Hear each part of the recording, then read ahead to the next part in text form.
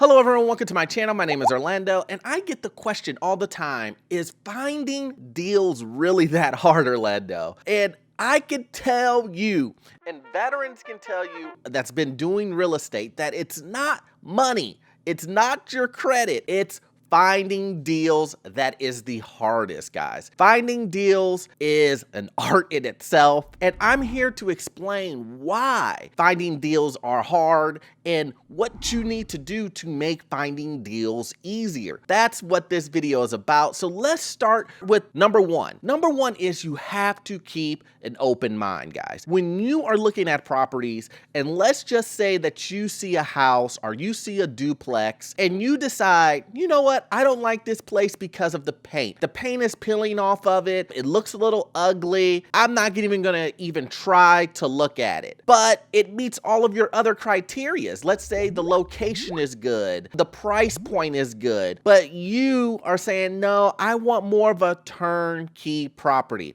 Now, what is a turnkey property? That means you're going into a property, you won't have to do anything to the property, you're just buying it, and voila, no work, no nothing, you start making cash flow. That's what most beginner real estate investors are looking for. But let me give you a secret, guys. When you have an open mind and the house looks a little unattractive, that's where you really get your deals at. You can then knock down the price, throw in a little paint. Now, we're not talking like crazy renovation. We're talking about paint, some flooring, you know, maybe some baseboards, maybe put some tile in there. We're talking about things like that. Once you're able to pick out properties like that and then put money into those type of things, put some new appliances in there, that's when you will skyrocket the value, and that's where you're gonna really get your return on your investment at. Now, once again, I do wanna let you guys know, this isn't a fix and flip situation. I'm not saying do that. I don't do that at all. I'm a buy and hold.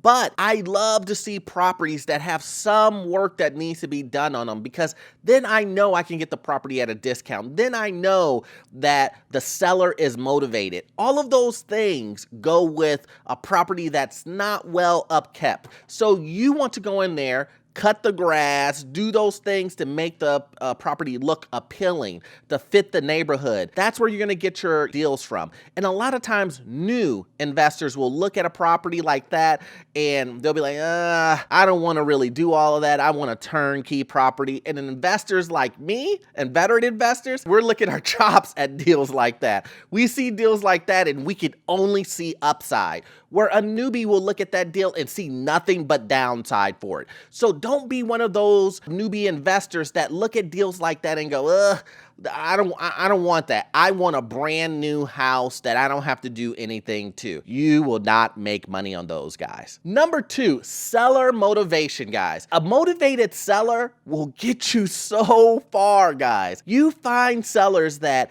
for whatever reason, want to sell you the property. Let's just say that they moving out of the country or they're moving out of state because of a job. Those motivated sellers will sell you the property. You won't have to chase them as soon as you're able to find them. And that's the hard part, is finding a motivated seller. So don't let me get you confused on if it's that easy to find. There's not a bucket.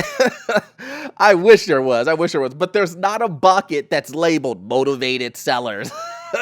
And then you can just choose on which motivated seller you want. But you have to find those motivated sellers by doing a lot of things to get the attention of motivated sellers. Motivated sellers allow you to make this buying process a lot easier because they're willing. As far as the negotiating goes, it's not super hard. They want their money, you want the property. It's all, mutual agreed upon. And then on top of that, the process of going through it, it's so much easier. Do you want me to fix up the property and all this other stuff? Like, all that back and forth gets very minimalized. You don't have to, all the time. The price should be right. The price should be right for you. Don't get greedy, though. Don't get greedy. Just because you know a seller is motivated, that doesn't mean you need to scorch the earth by giving them that low price that you are basically going to steal the deal away from them. You're going to steal the property the price is so low, because you know that they're motivated. Now, what ends up happening sometimes is that you get a motivated seller and you do something like that and they no longer become motivated, or at least not motivated towards you. They'll be motivated towards some other guy. So newbies, this is the lesson that I want you to learn from this. If you find a motivated seller, do not get greedy. Remember, you did the numbers, right? You broke down everything. You know, at this price,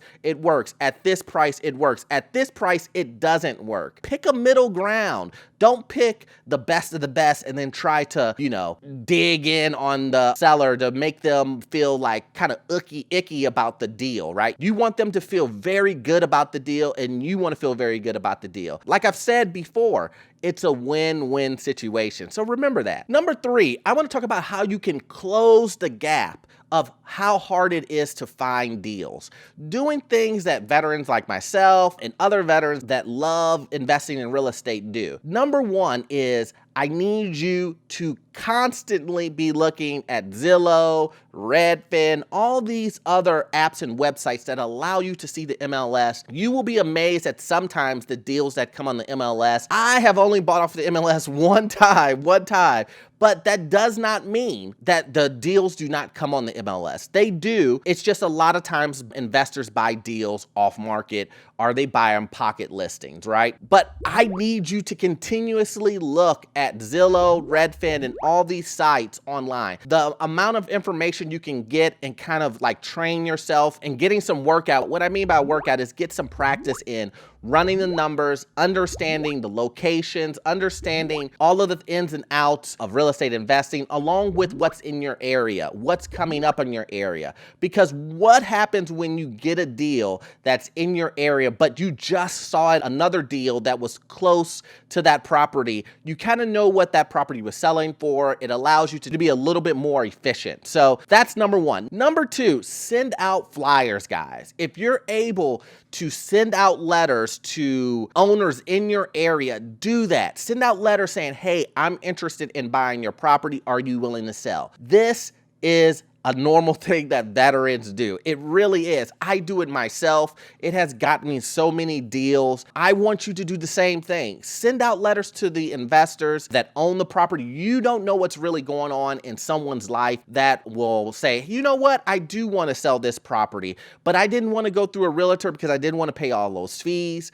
And your letter just came to them right on time. It happens all the time, guys, all the time. So please make sure you go out there, get a list of who owns what when it comes to duplexes in your area, multifamily properties. Get a list together and do mailers out and let sellers know, or let investors know, hey, I want to buy your property. Are you willing to sell it to me? Because I promise you, you probably will get a lot of hits on those guys, a lot of hits.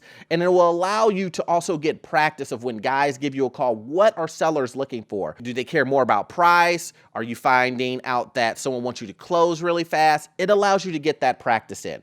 And then number 3 is networking with real estate agents. Realtors, guys, are key in this game. If you can get in with realtors and say, hey, look, I am a real investor. If you bring me a deal and I say I want to do it, I will close on that deal for you. No headache for you.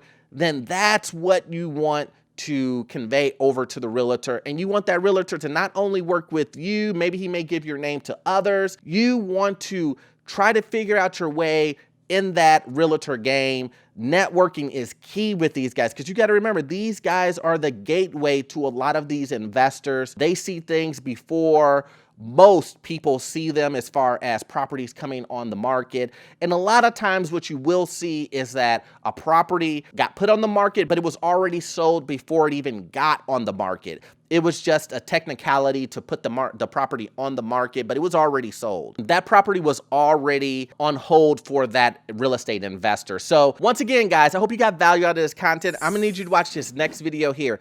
It will allow you to get into your first rental property, also get into multiple rental properties, and I will catch you guys on the next one. Thanks.